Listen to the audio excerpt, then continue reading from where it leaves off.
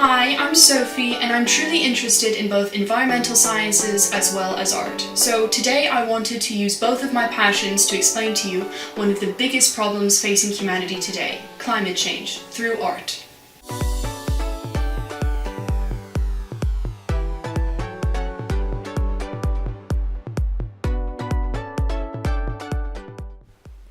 So, to start with the basics, what causes global warming? To start with, we have the Earth and we have the Sun.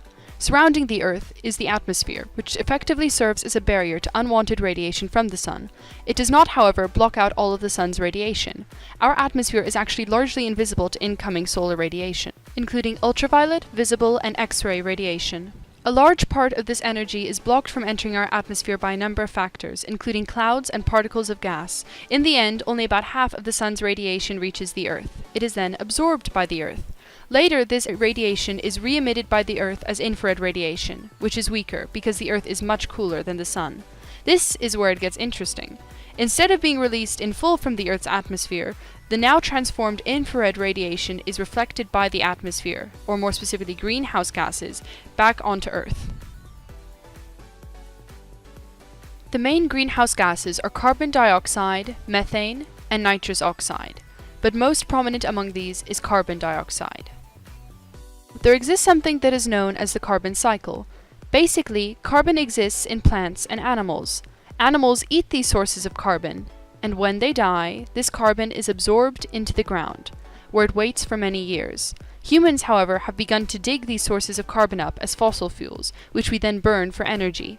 The carbon is released as a product into the air, from which plants absorb it again. The released carbon in the air joins with oxygen to become carbon dioxide. This isn't, or more accurately wasn't, a bad thing though. The increase of atmospheric temperature first allowed for the formation of life and later the evolution of man, from the primitive ape to something that looks like it came from the Alien movie, to the politician, and finally, after billions of years, to civilized man.